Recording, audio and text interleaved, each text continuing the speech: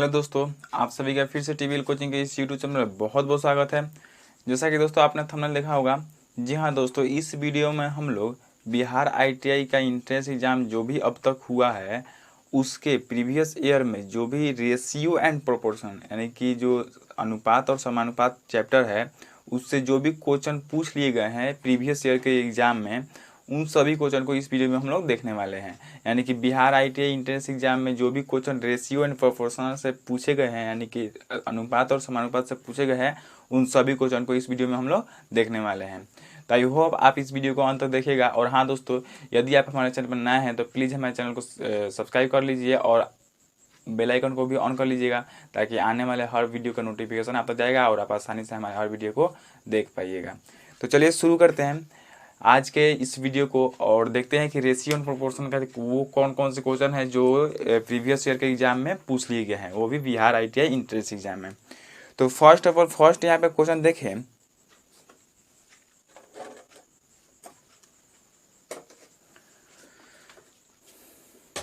तो दोस्तों यहाँ पे फर्स्ट क्वेश्चन देखते हैं। तो आप स्क्रीन पर फर्स्ट क्वेश्चन देख सकते हैं। बोल रहा है कि यदि ए बी यानी कि आपका क्या दिया हुआ है दोस्तों, ए और बी रेशियो में दिया हुआ है आपका 3:4 और आपका भी दिया हुआ है बी और सी का भी रेशियो में ही दिया हुआ है, क्या दिया हुआ है 5:6 और आपसे फाइंड करने के लिए बोल रहा है, क्या कर रहा है, क्या बोल रहा है आपको फाइंड करने के लिए ए और सी का जो है रेशियो आपका क्या होगा यानी कि वाट होगा, यानी कि ए और सी का रेशियो आपसे फाइंड आउट करने के लिए बोल रहा है। तो यहाँ पे कुछ भी नहीं करना है हमको। यहाँ पे यदि आप देखें इस क्वेश्चन को तो हम लोगों को क्या दिख रहा है कि यानी कि ए और बी का जो है अनुपात वो अलग दिया हुआ है और उसके बाद बी और सी का अनुपात अलग दिया हुआ है, यानी कि इन तीनों को एक साथ नहीं दिया हुआ है। तो ये ए और सी का रेशियो निकालने के लिए आपको क्या करना होगा, इन तीनों को एक साथ करना होगा। तो इन तीनों को एक साथ करने के लिए आप क्या कर सकते हैं, इन तीनों को एक साथ करने के लिए आपको सिर्फ ये जैसे ए बी और सी इन ऐसे कीजिएगा तभी ना ए और सी का भी रेशियो आप निकाल सकते हैं। तो इसको इस तरह निकालने के लिए आपको कुछ भी नहीं करना है।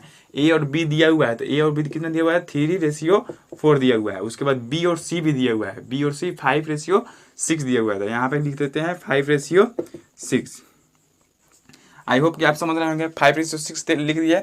उसके बाद आपको क्या करना है, ये दोनों जो है इन दोनों में इससे मल्टीप्लाई करके यहाँ पे नीचे लिख देना है। इन दोनों में इससे मल्टीप्लाई करेंगे तो 3×5=15 रेशियो का सिंबल है, रेशियो का सिंबल। उसके बाद 4×5=20।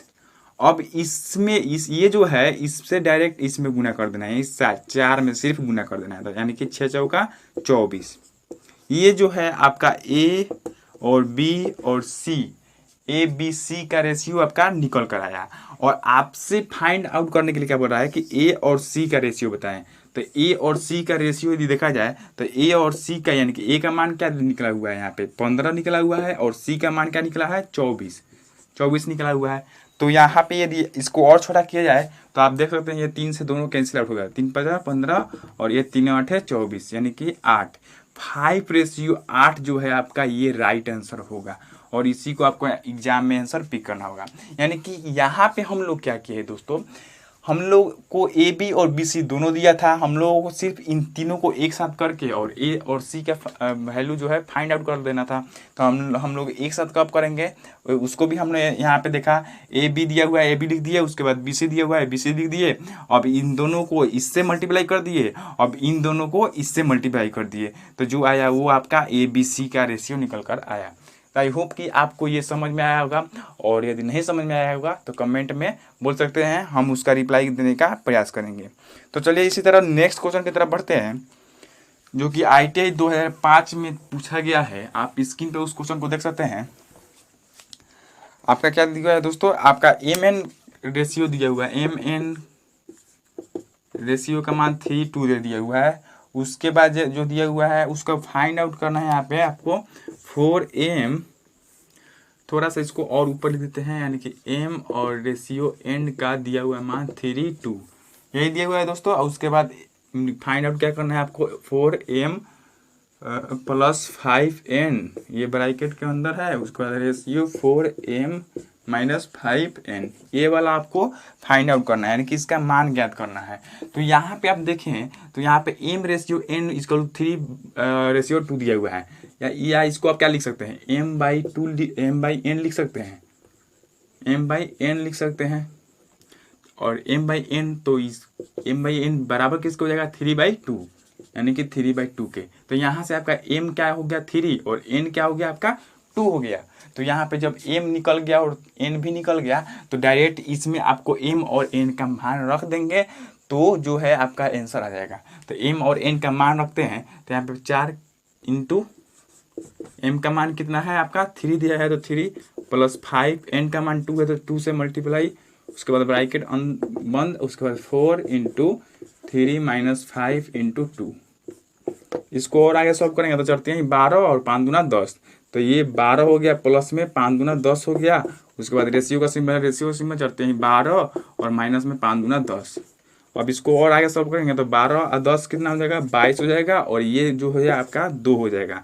अब ये 2 से दोनों कैंसिल आउट हो जाएगा तो आपका क्या आएगा 11/2 जो है आपका निकल कर आएगा, यानी कि 11/1 जो है आपका राइट आंसर होगा। और यदि ऑप्शन की बात करें तो ऑप्शन नंबर डी जो है आपका करेक्ट आंसर होगा। इसी को आपको आंसर एग्जाम में पिक करना होगा। तो आई होप कि आपको ये भी क्वेश्चन दोस्तों समझ में आ गया होगा। तो चलिए एक और क्वेश्चन इसी टाइप का, सेम टू सेम इसी टाइप का है, लेकिन 2006 में पूछा गया है। ये जो क्वेश्चन है ITI 2006 में पूछा गया है। तो और ये इसको आज जो दोस्तों आप स्क्रीनशॉट लेना चाहते हैं तो ले सकते हैं।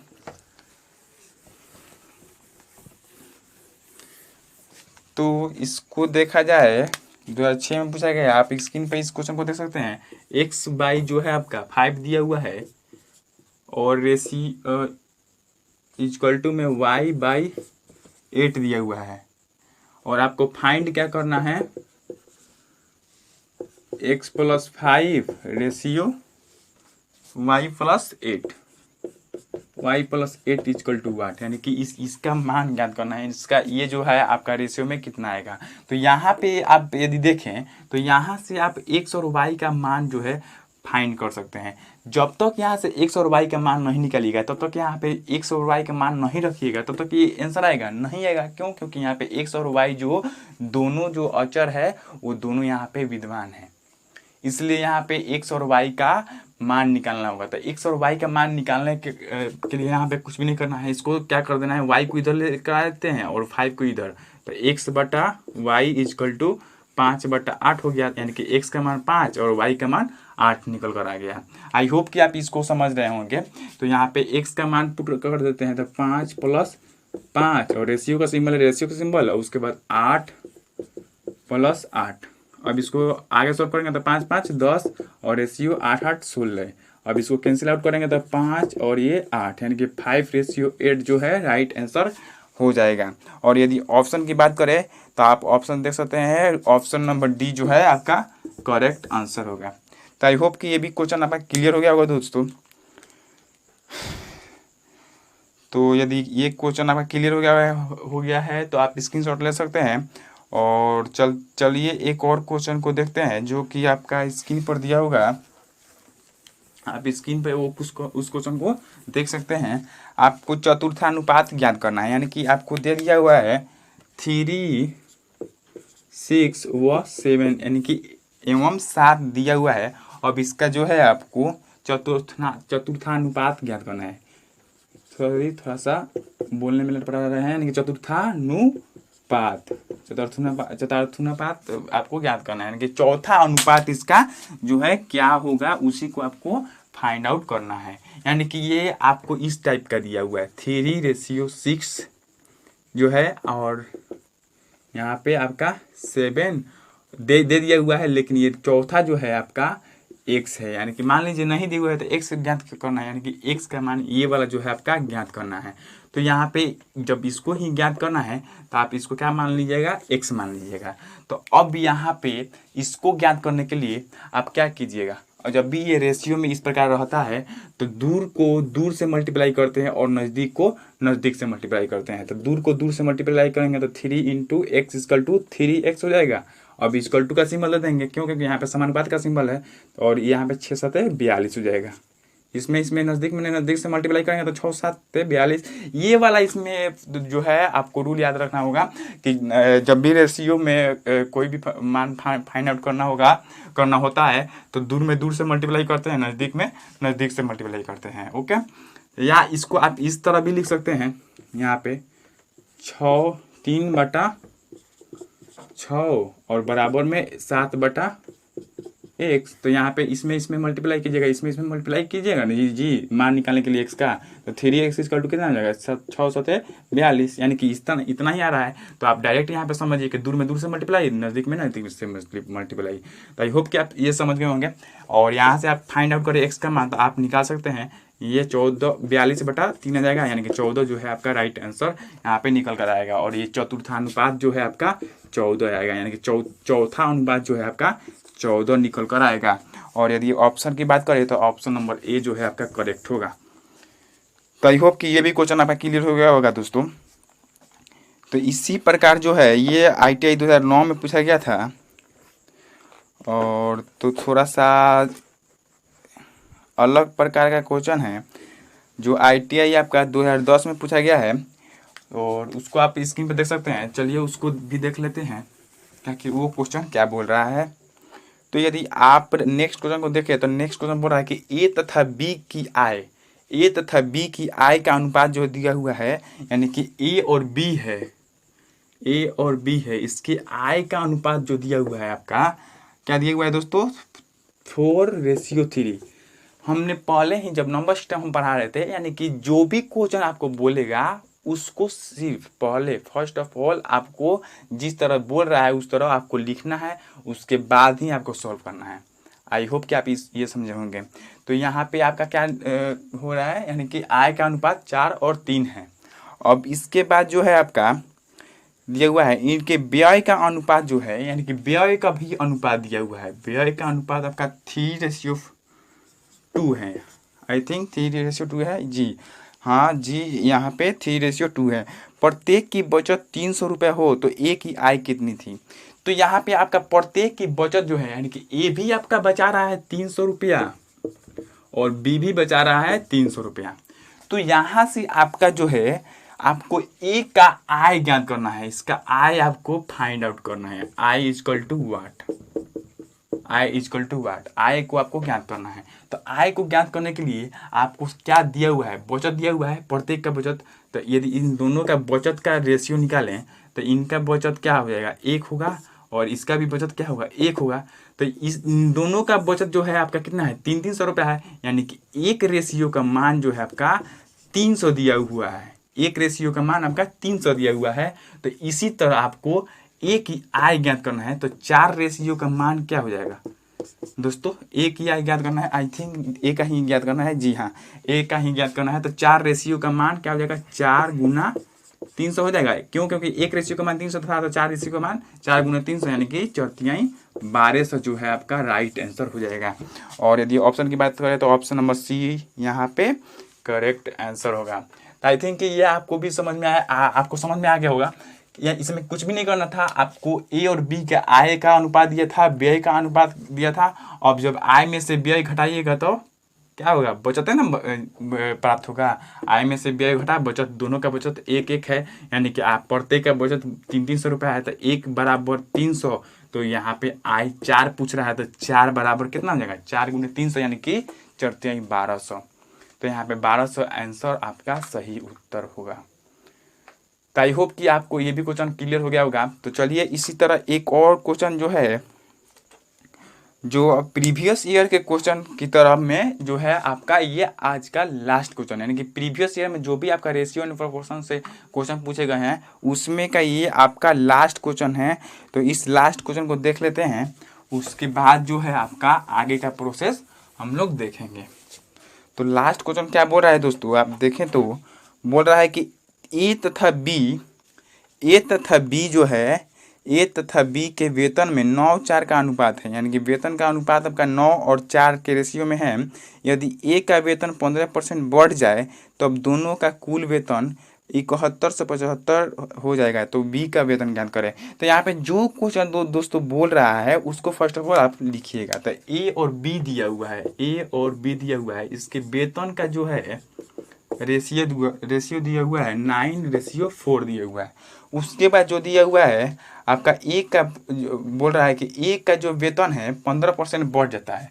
तो एक का वेतन कितना है, 9 है ना, तो इस 9 को 15% बढ़ाइएगा, यानी कि 115/100 कीजिएगा ना जी। जब 15% बढ़ाइएगा तो 15% बढ़ाया जाता है जब भी, तो उसमें 100 ऐड किया जाता है। जब घटाया जाएगा तो 100 में से 15 घटा दिया जाता है, यानी कि 85 होता, यदि वो घटाने के लिए बोलते तो। लेकिन बढ़ रहा है तो वो क्या हो जाएगा, 115 हो जाएगा। तो आई थिंक ये आपको समझ में आ रहा होगा। और ये रेशियो में 4 है तो 4 रहने देते हैं। उसके बाद इसको आगे सॉल्व करते हैं, तो इसको कैंसिल आउट करेंगे तो 5 से कैंसिल आउट होगा, तो 5 दूना 10 और 5 तिहाई 15, 23 होगा। ये 20 बार में कैंसिल आउट हो जाएगा।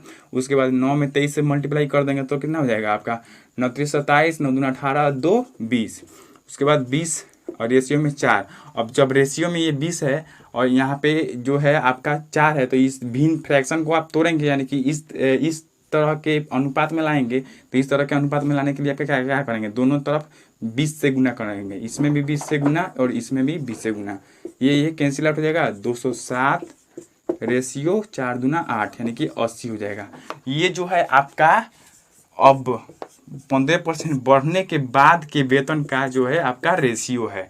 तो ये जो है बढ़ने के बाद का रेशियो है, और इन दोनों का वेतन का एड भी आपको यहाँ पे दे दिया हुआ है कि इन दोनों के वेतन को जब जोड़ते हैं तो 287 हो जाएगा। यहाँ पे जोड़ेंगे तो 287 बराबर क्या दिया हुआ है आपका, देख सकते हैं क्वेश्चन आपका स्क्रीन पर दिया हुआ है 7175 दिया हुआ है। यानी कि दोनों को ऐड करने के बाद यहाँ पे 7175 आपको कब दिया हुआ है, जब 15% बढ़ जाता है उस टाइम के वेतन के अनुपात का योग।